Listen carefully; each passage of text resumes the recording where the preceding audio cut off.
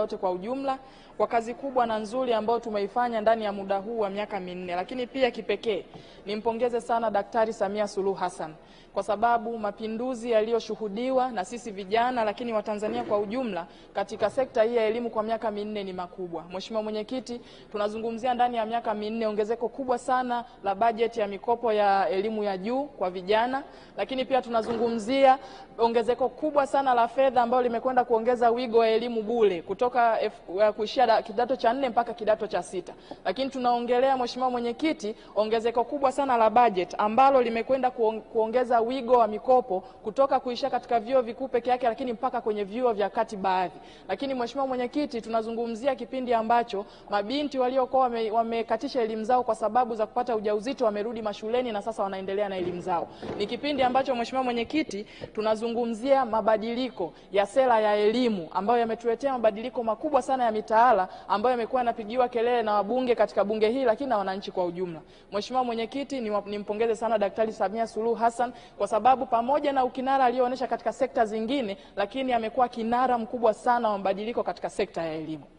Mheshimiwa Mwenyekiti, mchango wangu leo utajikita katika mabadiliko au sera mpya ya elimu ya mwaka 2023 na mabadiliko ya mitaala ambayo imekuja kutuongezea mtaala mpya wa elimu ya amali. Mheshimiwa Mwenyekiti, changamoto kubwa ambayo imekuwa inapigiwa kelele na walio wengi ni kwamba vijana wengi cha kwanza wanakosa ajira kwa sababu elimu wanayoipata katika mfumo wetu wa elimu haikidhi au haimpi kijana uweledi wa kutosha kufanya kazi zinazotakiwa.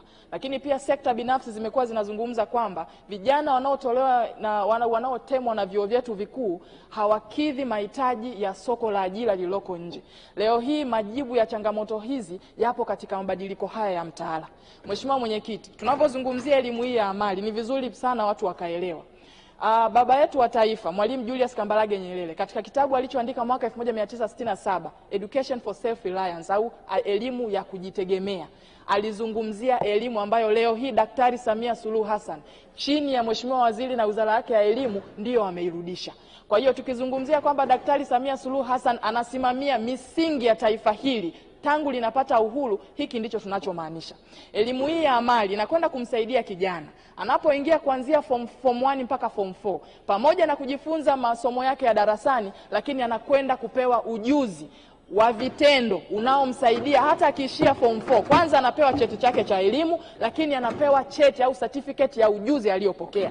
Kwa hiyo kijana huyu anakuwa na uwezo wa kuchagua either yaishie form 4, anaweza kabisa kwenda kupambana na mazingira yake na kufanya kazi, lakini pia hata akienda chuoni haendi kuanzia kama kule ambako anaanzia mtu mpya. Anakwenda akiwa na cheti chake cha ujuzi, either diploma au form 5 na 6 mpaka vyuo vikuu. Mheshimiwa Mwenyekiti, vijana hawa wanaanza kujifunza elimu ya vitendo kuanzia form 1 na elimu hii ya amali inaendana na mazingira husika. Kwetu sisi Mwanza watu wanafanya uvuvi, maana yake kijana watashauriana sasa mwanafunzi na mzazi husika kwamba apate ujuzi upi. Je, ajifunze uvuvi kuanzia form 1 mpaka form 4? Maana yake huyu kijana akitoka hapo form 4 hata akiingia ziwani kuvua hata lingana na yule ambaye hajasoma au hata lingana na yule ambaye amekwenda chuo cha VETA kwa muda mfupi. Tunamaanisha tunakwenda kuzalisha vijana watakao kwenda kukomboa taifa hili. Na tukizungumzia swala zima la mapinduzi ya viwanda, majibu yako katika elimu hii. Mheshimiwa Mwenyekiti, mimi nipongeze sana serikali kwa sababu majibu ya changamoto za taifa hili kwangu mimi ukiniuliza na kuambia majibu yako kwenye mtaala huu. Na tutakapoanza kupata matokeo ya mtaala huu kuanzia mwaka 2027, Mheshimiwa Mwenyekiti, wote tutarudi ndani ya nyumba hii tukubaliana. Na mimi waheshimiwa wabunge wenzangu niwaambie na niwatie moyo. Mheshimiwa Rais yote anayoyafanya washauri wakuu ni bunge hili na ni nyinyi wabunge. Na ninaamini kwa mabadiliko haya ambayo mmeyafanya, hii kazi mlioifanya ni kwa ajili ya Watanzania wote, kwa ajili ya vizazi vinavyofuata, kwa ajili ya wote, na ninaamini wanaona kazi mlioifanya na sina mashaka mwezi wa 11 tutakutana hapa kuwapa tena.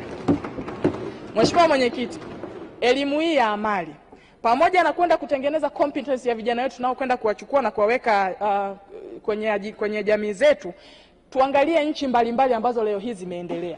Mfumo huu wizara yetu imeuchukua kwa kupinpoint maeneo mbalimbali. Tumechukua elimu ya Ujerumani, tumechukua elimu ya India, tumechukua elimu ya China, tumechukua elimu ya Canada, tumechukua elimu ya Switzerland, zote tumezileta kupata mfumo huu. Tukiongelea nchi kama China ambazo zina mapinduzi makubwa sana ya viwanda, Wanafanikiwa kwa sababu moja, vijana wao wana ujuzi wa muda mrefu wa vitendo wa kufanya kazi, na vingi vitu tunavyo import hapa ni vitu ambavyo vimetengenezwa kwenye viwanda vidogo vidogo vinavyoendeshwa na vijana hawa. Lakini pili, mataifa mengine ya wawekezaji wenye mitaji wanakwenda kuwekeza kwenye nchi hiyo wakiamini kwamba kuna teknolojia ya kutosha ya kuzalisha vitu hivyo. Kwa hiyo si tu kwamba tunakwenda kuzalisha ajira nyingi kwa vijana wetu, lakini tunakwenda kuifungua nchi yetu kwa uwekezaji mkubwa sana, kwa sababu vijana watakuwa na uwezo wa kuzalisha kinachotakiwa, lakini tutakuwa na uwezo kupambana na mazingira yetu. Aliyeko Njombe atafundishwa namna bora zaidi ya kulima miti. Aliyeko Geita atafundishwa namna bora zaidi ya kuwa mchimbaji madini aliye na weledi mkubwa na wa muda mrefu. Kila kijana kwenye mazingira yake, hata akishia katika elimu yake, taifa hili litakuwa limepunguza mzigo mkubwa sana. Na mimi ushauri wangu Mheshimiwa Mwenyekiti, cha kwanza, pamoja na mtaala huu mzuri sasa tuliouweka, amekuwa akishauri babangu Mheshimiwa Kishimba kwa muda mrefu kwamba mwanafunzi anayefundishwa na profesa ni tofauti na mwanafunzi anayejifunza mtaani. Sasa kwenye hili tumelipatia majibu, kwa sababu hawa vijana wanaenda kuanza kujifunza kwa vitendo kuanzia akiingia form 1. Lakini niombe sasa serikali iangalie uwezekano. Kuna watu ambao wameshakuwa wabobezi wa muda mrefu kwenye kazi hizi. Mimi nitoe mfano mdogo. Kwenye elimu yetu sisi ya law school, tunasoma darasani, lakini tukitoka kuna wale mawakili au wanasheria nguli waliokaa muda mrefu kwenye practice wanakuja kutufundisha madarasani. Na mimi kwa utambuzi wangu, nchi hii na wazalendo wengi sana, tuangalie kwenye hizi amali kama kuna uwezekano wa kupata watu walio practice muda mrefu wakafundishe wanafunzi wetu, kwa sababu kuna tofauti ya kufundishwa elimu ya darasani na ile ujuzi kutoka kwa yule aliyefanya kwa muda mrefu, basi tufanye hivyo. Lakini la pili, pamoja na kwamba tumeweka mfumo huu wa amali, sasa ni wakati vyuo vyetu na vyuo vikuu vianze kujiwekea tathmini ya mitaala yao, ili na wao watengeneze mitaala yenye malengo. Leo hii tunapozungumza hapa, ni ukweli usiopingika kwamba nchi hii haiwezi kuajiri vijana wote. Mataifa yaliyoendelea au yanayofikiria kwa muda mrefu yanatengeneza mazingira ya kuweza kuchukua watu wake na kuwapeleka kwa ajili ya kuajiriwa katika mazingira au nchi za watu wengine. Sasa leo hii tunahitaji vyuo vyetu, kama ambavyo tumeanzia ngazi za chini kutengeneza mitaala ambayo inakwenda kumsaidia kijana, basi vyuo vyetu na vyenyewe viangalie upya programu zake, ziwe zina malengo international ya kidunia, ili kijana anayetoka kusoma katika chuo chetu aweze kwenda kufanya kazi sehemu yoyote. Amezungumza hapo babangu Mheshimiwa Mwijage wakati anachangia kwamba ni muhimu vijana wetu, kuna fahari ya kwenda nje kwa kuta kwamba kuna Watanzania wengi wanafanya kazi kule, maana yake wanauelewa wa kutosha kutoka katika mifumo yetu ya elimu. Lakini pia Mheshimiwa Mwenyekiti, ningependa kushauri, leo hii swala hili la budget limepigiwa kelele, si na wabunge peke yake, lakini ni Watanzania kwa ujumla. Tulipiga sana kelele juu ya swala zima la mitaala, na sasa niipongeze serikali kwa sababu imeongeza sana budget kutoka trilioni 1.9 mwaka uliopita mpaka 2.4 kwa mwaka huu, na ili ongezeko kubwa limekwenda kupelekwa moja kwa moja kwa sababu ya huu mtaala mpya, yani kwenda kufund huu mtaala mpya. Mimi niseme tu, hii ni ajenda yetu ya kitaifa. Tumepiga kelele muda mrefu juu ya swala hili la elimu, sasa limefika.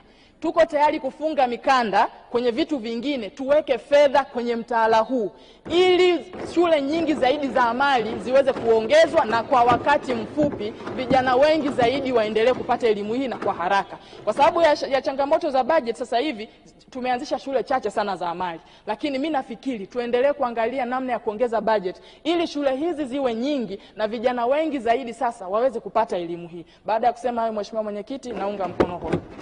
Asante sana Mheshimiwa Ng'wasi Damas Kamani. Nilimtaja Mheshimiwa Maimuna Salum Tanda, Mheshimiwa Aisha Rose Madogoi na Mheshimiwa Athman